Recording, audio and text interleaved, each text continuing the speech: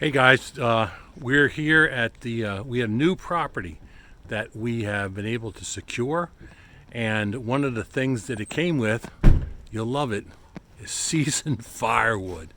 Probably about 6 cord of seasoned firewood in these beds. So anyway, that's it. Danny, what are we gonna do?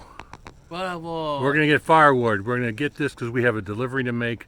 We haven't made many deliveries because we were out of wood, and now we have seasoned firewood. It came with this property. Awesome. We'll be showing you the new property coming up. We got about an acre that we can store on and process on, so we're excited. We're really excited. Okay. Well, friends, just to let you know, we're back at the property that we're able to have. We got about an acre or so that's available to, and I wanted to show it to you. We're really excited. Excuse the wind right now. I don't know if you can hear it through this. I just got my new microphone, but I haven't installed it yet on the phone. So I wanted to show you that's the property down there, outside of the fence. So you see, it's a little bit of a hill over there, but we have a flat area that we can see. So see down next to the pond, I guess it's right around there somewhere. It's a pond. Flat area is what we're going to use initially to do the storing and the processing. So excited about it. This is our first property we have. Again, we have a bit of a hill on it. We got, if anybody knows how to store wood on a hill with a little bit of an incline, that would be awesome if you could let me know about that. So initially we have that flat area. You have the pond right there. We have some flat area there that we can put quite a few cords on it, and then up in there we're going to build a little bit of a road going through there again, and a little bit of an incline. Now, it's not perfect for us, but again, if anybody knows what to do or how to store some wood on an incline, whether it would go up and down or back and forth, that would be great. We would really appreciate that. All right. Well, it's a little chilly out there for right now. I'm not sure I want to get out there too much, but this is very windy up here, which is a good sign, because that means the wood should dry really, really nice. So anyway, we feel blessed. It's great to have this opportunity, and this is a step in the direction. You know, the business is going in a particular direction, which is kind of cool. It's kind of cool to see once you started the business, you find out how it kind of gets a life of its own, you know. Hey, that's something I wanted to chat with you about also. My background is business ownership. I've had businesses I've owned for the last 40 years. And I wanted to just share with you, I guess, something that some people don't really consider. But you know, first of all, in business, and most people say, well, I want to start a business, and I grab an LLC. Well, you know, LLC is all fine and good and all, but there's an option with regards to what you can, how you structure your business. You know, the best thing to know is that, first of all, any business is like a stool, a three-legged stool. And the three legs, the way they sit on sales and marketing, production, and administration. Those are the three legs that a business sits on. And you got to have equal emphasis on each one of those legs, or else what happens when the leg is shorter than the other? It topples. So you got to have equal emphasis on all three areas: sales and marketing, production, and administration. And a lot of what we concern ourselves with in the firewood business is the production. You know, how much time do you spend on sales and marketing? How much time and energy and emphasis do you put on administration? You know, there's all sorts of things. In terms of administration, what about a customer record management, CRM?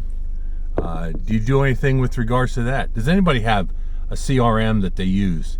I think it stands for customer record management. But if you have one like ACT or whatever, or something simple, just to keep track of your customers, do you also, from an administrative standpoint, do you keep in touch with your customers on a regular basis? Every year, twice a year? What type of customers do you have? Are they regular repeat business? And how do you stay in touch with them? Or do you just kind of figure they'll call you? You know, I that's a question I think I have to set up in my business plan. Yeah, I got a business plan, and I'll be sharing that with you in terms of how I have that structured. And I think that's something that would benefit everybody if they talk about a business plan. Now, a lot of people have a business plan up in their head, in their mind, and the real secret is to write down your business plan. What's your mission? What's your vision of your business? What are your objectives?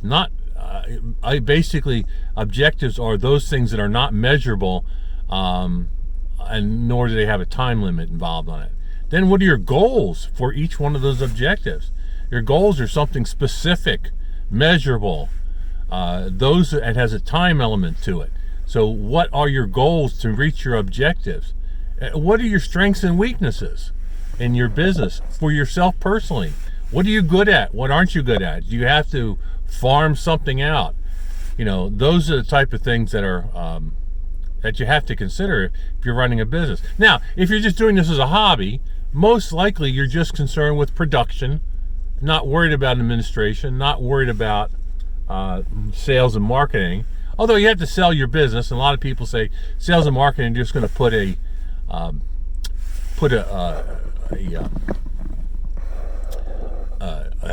stand out, and as people drive by, they'll see it, and that's the extent of their sales and marketing. Well, if that's your model, then that's your model. That's what you choose to do.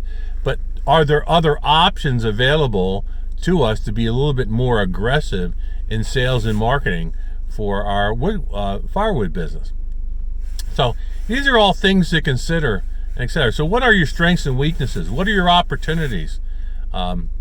You know, they call a SWOT test. And what are the potential problems that you may exist? Now, this takes a lot of time and effort, and some people say, I don't want to deal with that. That's too much. But you know what? In sitting down, developing a business plan can take several days, if not weeks, and it's a living document as you go along. Yeah, it's a document. As you get a living document that as you go along, keep it in front of you so you have an idea if you've already answered issues and questions, if you're going to have a potential problem, what are your potential answers or solutions to those problems. Those are the type of things that a business plan should be able to establish. Now, the other thing is, what's your time element? What kind of time do you have? What do you do in terms of your seasons? So share with me some of your season issues. You know, like, when do you cut firewood? When do you look for it? Do you let the wood sit and season before you cut it? Do you let the round season? You know, the other thing you want to keep is a list of resources that you have. What are your resources internally, in terms of who's going to do what in your family or for yourself? Are you going to hire out certain things, like maybe an accountant, potentially CPA for taxes? Do you have an attorney? Is your wife or husband, do they take care of some things? Those are the type of things that you put down in your plan. So you have a living document that goes on. And things may change as they go along, which is perfectly fine. That's just kind of what a business plan is about. And then the other thing about it is, keep a record of what you're doing. And all you really need is, you don't need anything fancy. Just keep a notebook. I don't have one with me. I'm driving my wife's car. But I keep a notebook with me, and I write down ideas. And is that the way that's part of my resources that I have? It's my planned resources. My planned resources include having a notebook with me, so if I have an idea, I can stop, pull over to the side of the road, and write down a thought. Just a thought, or whatever. I had a business one time that we named the business, and at the time it was called Anderson's Famous Painting Company. And that came as a result of a thought that I had that I just was going through when I was driving on the highway, and I had to pull off the side of the road, and I wrote down basically what I wanted, what my vision was for my business, at the time. Where did I want to go? What did I want to do? Maybe for some of you, what you're doing is just a hobby, which is fine. Whatever it is, it is. Maybe you want to have a legitimate business associated with it. Maybe you want to grow your business so you have employees. That becomes more critical and crucial to have a business plan when you do it. But again, those are aspects of running a business that are so vital that a lot of people don't understand. They just think, well, I'm just going to go out and do what I like, and as business comes, But don't forget, you have 3 legs on your stool, and it's sales and marketing, it's production, and it's administration. So, a really solid foundation for what you're doing. Even if you have just a hobby, and that's all you do, and you're just cutting wood, but you're selling it for a business purposes, that's it. Don't think more about having an LLC as that qualifies you as a business. A business is a mindset. It's a process of being able to have money coming in, expenses going out, and having a profit thereof. My dad used to say that the goal of every business was to make a profit. And then he found out that a lot of people's goals, well, that might be a goal, is more objective to have. But if you have a mission statement, what's your mission statement? Maybe your mission statement is, I'm going to sell firewood. I provide firewood for the general public to glorify God. Maybe that's your mission statement. Your mission statement basically saying, I'm going to provide heat.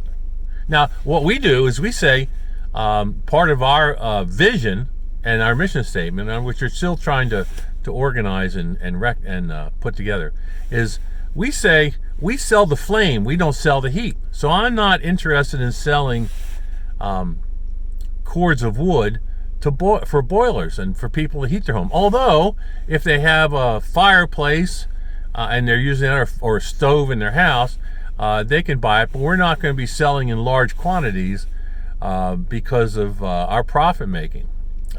So we're not in it to sell for beer money. We're not in it for extra money.